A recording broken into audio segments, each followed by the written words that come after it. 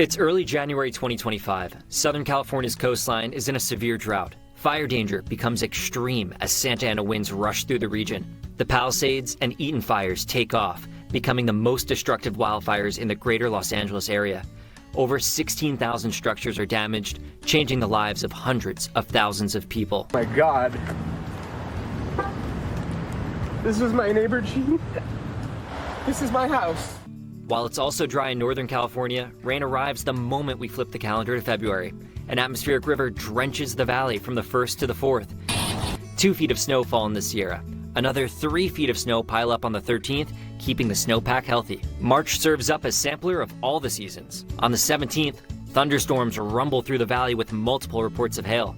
On the 25th, Sacramento sets a record high temperature of 88 degrees. 6 days later, a snowstorm brings 1 to 2 feet of snow to the Sierra. April emphatically announces its arrival with a round of thunderstorms and even a confirmed tornado in Salida.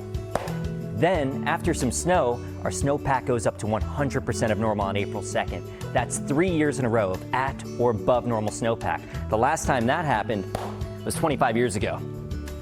As May gets going, the snow starts melting. It dries out enough that the National Weather Service issues the first red flag warning of the year on the 19th.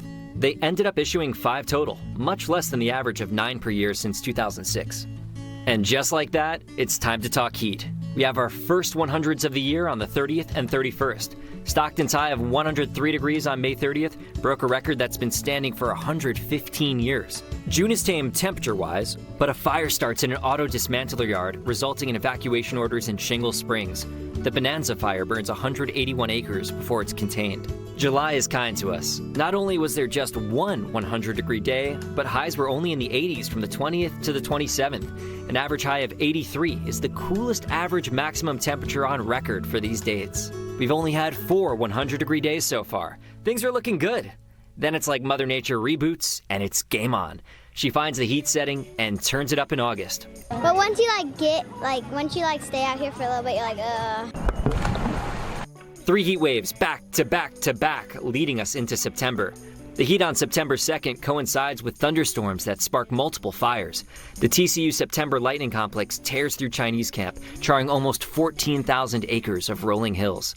There's also a downburst in Carmichael, leaving people confused and thinking they were caught in the path of a tornado as 70-mile-per-hour gusts downed power lines and uprooted trees. I think it was a tornado. Hey, it was a tornado. Fall officially starts on the 22nd, but it still feels like summer with a high of 95 in Sacramento. It starts to look and feel like fall in October when a mid-month storm brings 1 to 2 inches of rain throughout the Central Valley to kickstart our water year and also extinguish our fire season at 525,000 acres. That's just 40% of our 5-year average of 1.3 million acres burned throughout the state. November brings multiple rounds of rain to keep totals above normal throughout the state and alleviate drought conditions in Southern California. We're even treated to an aurora painting the sky pink and red across the U.S. It was visible locally from Lake of the Pines to Pioneer. From all that color, we go gray for the end of the month. Dense fog sits over the Central Valley almost entirely, blocking out the sun for the last week of November, then continuing into the first 2 weeks of December, keeping the end of the year chilly and gray until the rain returned. Eric, people are divided on this fog, right? Some people love it, some not so much, but it does seem like there was a consensus about last summer and the heat or lack of extreme heat. The hottest temperature in Sacramento was just 103 degrees. The summer before that, a stifling 110. And to put that in perspective, the average top temperature of the year is 106 degrees.